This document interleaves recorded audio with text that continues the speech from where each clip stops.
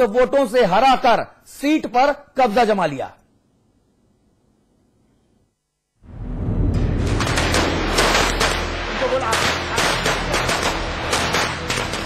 और टिहरी की जनता ने अपनी महारानी के सर जीत का ताज सजा दिया।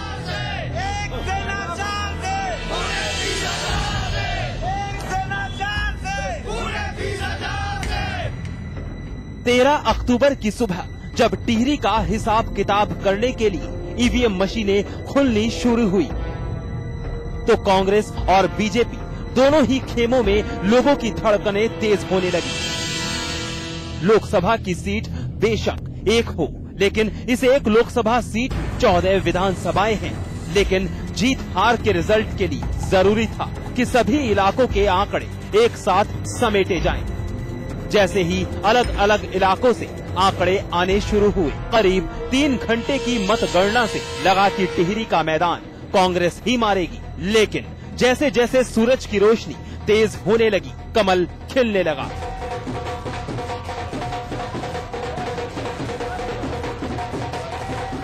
और कांग्रेस के खेमे में मायूसी छाने लगी और महज कुछ वोटों का फासला बढ़ते हुए 20,000 के पार चला गया।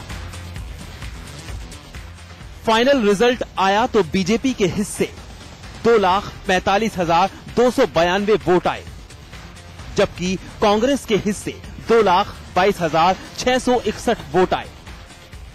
यानी बीजेपी ने कांग्रेस को 22,431 वोटों से मात दे दी। बीजेपी की लहर कुछ ऐसी थी कि कुल 14 विधानसभा सीटों में से सिर्फ एक यानी चकराता में ही कांग्रेस को बढ़त मिल पाई, जबकि बाकी जगह उसे हार का मुंह देखना पड़ा। बहुगुणा खानदान और टिहरी रियासत की लड़ाई में जनता ने एक बार फिर राज परिवार पर अपना भरोसा जताया है। हालांकि कांग्रेस ने इनोवा गाड़ी के सपने दिखाए थे, लेकिन जनता ने एक बार फिर पुरानी एंटीक एम्बेसडर कार पर अपना भरोसा किया। अब यह देखना दिलचस्प होगा कि महारानी एम्बेसडर से नीचे उतरकर पहाड़ की टेढ़ी मेढ़ी पगडंडियों में कितने लोगों की सेवा कर पाएंगी। कैमरामैन सोहन सिंह परमार के साथ मैं राहुल सिंह शेखावत, देहरादून, समाचार प्लस। और अब से कुछ देर पहले साकेत बहुगुणा ने चुनाव हारने के फौरन बाद समाचार प्लस से एक्सक्लूसिव बातचीत की है।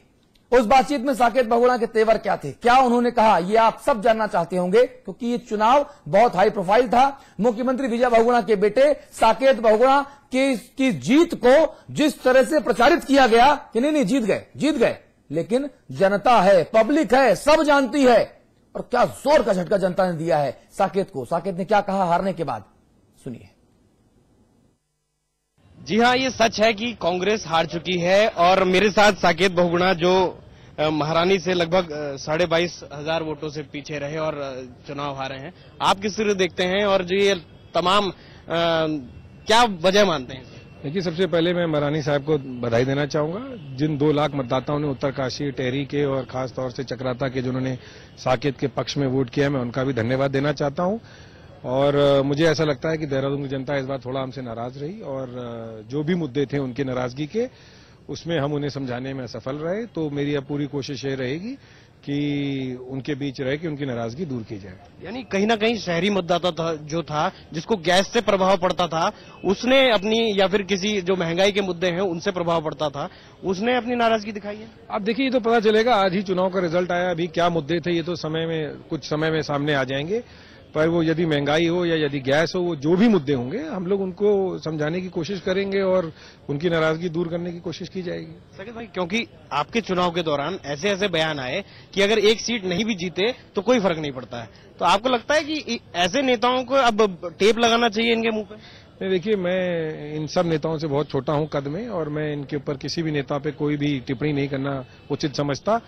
और मैं धन्यवाद देता हूं कांग्रेस पार्टी का अध्यक्ष जी का, यशपाल आर्या जी का खास तौर से, और जितने भी कांग्रेस के वरिष्ठ नेता हैं जिन्होंने इस चुनाव अभियान में मेरे साथ दिया। और मुझे नहीं लगता कि मैं किसी भी नेता पे कोई टिप्पणी करना उचित होगा। अच्छा, हार के कुछ समीक्षा होगी, कुछ तमाम ऐसे लोगों पर कुछ ना कुछ तो वो किया जाएगा जिन्होंने, ये सवाल अध्यक्ष जी के लिए ठीक है। मैं तो देखिए उस हायरार्की में बहुत छोटा हूं। तो मुझे नहीं लगता कि मेरे लिए इस पे कोई भी कमेंट करना ठीक होगा। यदि हार की समीक्षा होती है, यदि उसमें से जैसे आप कह रहे हैं ये कोई कारण होता है, तो ये पार्टी डिसाइड करेगी। मैं तो खाली ये जानता हूं कि देहरादून की जनता ने साकेत बहुगुणा की बात नहीं समझी है और विचार नहीं समझ पाए हैं, और साकेत बहुगुणा की कोशिश रहेगी कि अब तक उनके विचार या उनकी नाराजगी दूर करे और अपने विचार उन तक पहुंचाए। ऐसा क्यों रहा कि पहाड़ के लोग आपकी संदेश समझ गए और बिल्कुल जो आपके सीएम आवास के भी आसपास और जहां आपके पहुंचने की भी बहुत अच्छी संभावना है, लगातार आप पहुंच भी रहे थे, कहीं ना कहीं उनको आप क्यों नहीं समझा पाए? ये पहुंचने से नहीं होता। देखिए, ये एक ट्रेंड होता है, ये एक पैटर्न होता है। पहाड़ में कांग्रेस के प्रति एक पैटर्न था, एक लोगों का रुझान था, तो वो रुझान पहाड़ में रहा, और यदि आप देखें तो वो पहाड़ में चक्राता तक आया। और देहरादून के जो हमारी 6 सीटें हैं उनमें एक रुझान अलग जनता ने मन बना लिया था, तो वही रुझान देहरादून की जनता का 6 सीटों पे चला। तो मुझे ये नहीं लगता कि हम किसी को समझा पाए या नहीं समझा पाए। मुद्दे एक ही थे, भाजपा के भी हमारे भी, बट ये है कि देहरादून की जनता तक हम अपने पक्ष ठीक से लगता है मुझे नहीं रख पाए। हार को अप्रत्याशित मानते हैं? बिल्कुल, इसमें क्या, इसमें हार स्वीकार करते हैं और हार से भी सबक सीखेंगे और जो कमियां रहेंगी उनको दूर करने की कोशिश की जाएगी। यानी गिरते हैं सहसवार मैदान जाएंगे? बिल्कुल बिल्कुल गिरते हैं सवार, और इसमें कोई, हर मुकदमे में हार जीत होती है, हर चुनाव में हार जीत होती है। और मैं कांग्रेस के कार्यकर्ताओं से, अपने युवा टीम से भी कहना चाहूंगा कि इससे बिल्कुल हताश नहीं होना चाहिए, निराश नहीं होना चाहिए। उन्होंने मेरा साथ दिया है और मैं आपको आश्वस्त करता हूं कि मैं आपके साथ रह के कंधे से कंधा मिला के यहाँ की जो भी समस्याएं हैं, आपकी जो भी समस्याएं हैं, वो दूर करने की कोशिश करूंगा। साकिब भाई, सक्रिय राजनीति में आगे भी इसी तरीके से जुटे रहेंगे? बिल्कुल जुटे रहेंगे। देखिए, 2 लाख लोगों ने भरोसा दिखाया है, उनका भरोसा साकेत बहुगुणा तोड़ के नहीं जा सकते। हाँ, वकालत जरूर करनी है, क्योंकि घर चलाना है, तो वकालत भी करेंगे, और वकालत के बीच में और राजनीति के बीच में एक बैलेंस बना के एक बराबर समय बांटने की कोशिश करेंगे। कुल मिलाकर ये थे साकेत बहुगुणा जी, जिनका कहना था वकालत भी करेंगे लेकिन उसके साथ साथ राजनीति का दामन नहीं छोड़ेंगे। कैमरामैन पवन के साथ में पंकज पवार, देहरादून समाचार प्लस। जी, तो बहुत अच्छी बातें कह रहे हैं कि जो हार जीत है मुकदमे में भी होती है और राजनीति में भी, यानी अंदर का जो वकील है अभी वो पूरी तरह से राजनेता में ट्रांसफॉर्म नहीं हो पाया है साकेत बहुगुणा के भीतर का। कह रहे हैं कि साहब देहरादून की जनता को समझा नहीं पाए। साकेत भाई, आपके पिताश्री और पूरी सरकार देहरादून से ही चलती है, और अगर आप राजधानी के लोगों को नहीं समझा पाए तो पूरे उत्तराखंड की बात तो छोड़ दीजिए। खैर, विजय प्रत्याशी महारानी माला राजलक्ष्मी शाह जी ने क्या कहा, एक्सक्लूसिव बातचीत उनसे भी की हमारे संवाददाता राहुल शेखावत ने, वो भी देख लेते हैं। टिहरी की जनता ने महारानी माला लक्ष्मी को अपना सरताज सुनाया। बातचीत करते हैं। मैम, आपकी जीत हुई है, किस रूप में देखती हैं? टिहरी की जनता ने आपको अपना सरताज चुनाया, किस रूप में जीत? मैं उन लोगों के लिए, मेरे तरफ से हमारे परिवार हमेशा उनके साथ होंगे और हम उनके लिए आगे बढ़कर काम करेंगे। धन्यवाद। आपके ऊपर काफी लगातार मतलब प्रहार किए गए थे व्यक्तिगत तौर पे, जो सीएम द्वारा, किस रूप में? वेल, दैट डजंट मैटर, उसमें मुझे कोई परवाह नहीं है। चाहे कोई मुझे वो जो भी कुछ कहना चाहे कहने दीजिए, मुझे उसमें कोई प्रॉब्लम नहीं है। हम जीत गए हैं, जो भी हो हमें कोई प्रॉब्लम नहीं है। उनको भी मैं थैंक्स बोलना चाहती हूँ। जो ये जीत हुई है इसका श्रेय किसको देना चाहेंगी? हमारे पार्टी को, हमारे लोगों को, हमारे कार्यकर्ता को और हमारे पूरा टिहरी लोकसभा पब्लिक को और सब आप लोगों को। सीएम ने कहा था कि इनोवा गाड़ी और एम्बेसडर की बात की, तो पहाड़ में अब एम्बेसडर गाड़ी दौड़ेगी। देखिए, एम्बेसडर गाड़ी तो एंटीक है, इनोवा गाड़ी नया है, तो वैल्यू एंटीक का है या नया का है आप लोग जानते हैं। Thank you. आपके साथ आपका परिवार हम बातचीत करना चाहेंगे, आप भी बताएंगे जो आपकी आज महारानी की जीत हुई, आज महारानी की जीत हुई है, किस रूप में? हाँ जी, आज जो महारानी की जीत हुई आप किस रूप में इसको देखते हैं? मैं बहुत अच्छा इसको देखता हूँ कि सेंटर के लिए बहुत अच्छा है, और कांग्रेस की एंटी कांग्रेस एक वेव जो चली है वो यहाँ से शुरू हुई है, और ये बहुत अच्छा है टिहरी के लोगों के लिए कि इनका अच्छा कल्याण होगा, काम होगा। यहाँ पे खूब डेवलपमेंट की खूब उम्मीद है। लोग हमारे साथ काम करने वाले जितने भी है बहुत सपोर्ट कर रहे हैं। पूरी हमारी टीम अच्छी है यहाँ पे, और भाजपा का बहुत अच्छा काम पास में भी किया है, आगे भी चल के करेंगे। हमारे साथ और परिवार के लोग मौजूद, इनसे बातचीत करते हैं। आप बताइए मैम, जीत हुई है, किस रूप में देखती हैं? बहुत अच्छी बात है। मेरे सब परिवार है यहाँ पर, सब आप लोगों की वजह से हुई है और सब भगवान की दुआ से हुई है, और पार्टी और क्या, बस हमेशा ऐसा कपड़ा रहे और आप देख सकते हैं ये थी महारानी माला लक्ष्मी, जिनकी जीत के बाद जो काफी खुश है। उनका कहना है कि टिहरी की जनता ने उन पर विश्वास जताया और जिन्होंने इनके ऊपर व्यक्तिगत तौर पर प्रहार किए थे उसको एक सही जवाब दिया। कैमरामैन सोन परमार के साथ में राहुल सिंह शेखावत, देहरादून समाचार प्लस। चलिए चर्चा को आगे बढ़ाएंगे। समाचार प्लस न्यूज नेटवर्क के मैनेजिंग एडिटर अमिताभ अग्निहोत्री जी हमारे साथ मौजूद हैं। हमारे साथ भारतीय जनता पार्टी के प्रदेश अध्यक्ष श्रीमान बिशन सिंह चुफाल साहब मौजूद हैं। चुफाल साहब, बहुत बहुत बधाइयां, बहुत नाचे लगता है, थकान दिख रही चेहरे पे जी। ढोल नगाड़े की थाप पर बहुत नाचे हैं आप, बहुत जश्न मनाया, थकान दिख रही है चेहरे पर जी। कार्यकर्ताओं ने बहुत उत्साहित है कार्यकर्ता जी। अच्छा ये बताइए, कांग्रेस से चीजें गड़बड़ कहां हो गई, आप क्यों जीते, ये मैं आपसे जानूंगा। 1 घंटे का विशेष प्रोग्राम है, खूब आपको बोलने का मौका मिलेगा, लेकिन कांग्रेस से गड़बड़ कहां हो गई, प्रदेश की जनता, देश की जनता ये जानना चाहती है, क्योंकि जो चीजों को प्रोजेक्ट किया गया वो ऐसा कह रहे जीत गए जीत गए जीत गए, ऐसे चीजों को प्रोजेक्ट किया गया। देखिए, कांग्रेस को जो तहरीकी, बोलिए बोलिए।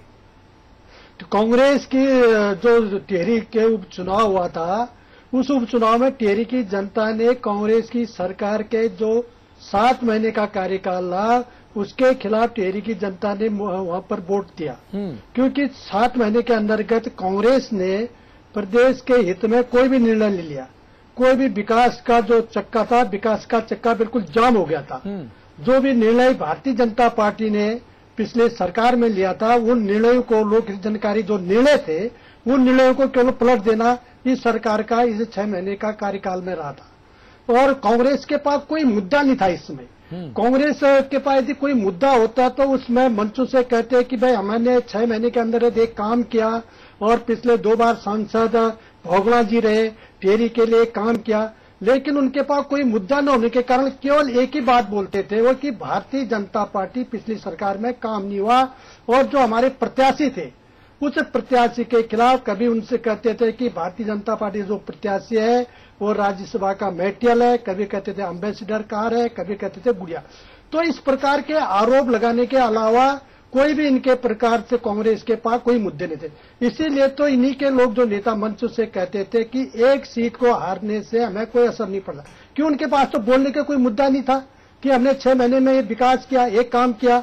इसलिए जो आज टिहरी की जनता ने विकास, जो वहां पर विकास नहीं हुआ, 6 महीने में के अंदर चक्का जाम हो गया था, उसके खिलाफ टिहरी की जनता ने कांग्रेस के खिलाफ वोट दिया जी। मुझे एक चीज बताइए, अभी साकेत बहुगुणा से हमारे संवाददाता पंकज पवार ने एक्सक्लूसिव बातचीत की। साकेत बहुगुणा, अब जाहिर तौर पे इतनी करारी हार हुई है तो चेहरा धुआं धुआं ही था, बहुत निराश लग रहे थे उनकी बॉडी लैंग्वेज से, लेकिन शब्दों में वो कह रहे थे कि साहब देहरादून की जनता को वो अपना मैसेज दे नहीं पाए, समझा नहीं पाए। अरे आपके पिताश्री पूरा स्टेट देहरादून से गवर्न करते हैं, अगर आप देहरादून की 7 विधानसभा सीटों के लोगों को नहीं समझा पाए तो पूरे उत्तराखंड के लोगों को आपकी कांग्रेस की सरकार का और आपके पिताश्री का क्या मैसेज जाएगा? ये तो समझने वाली बात है।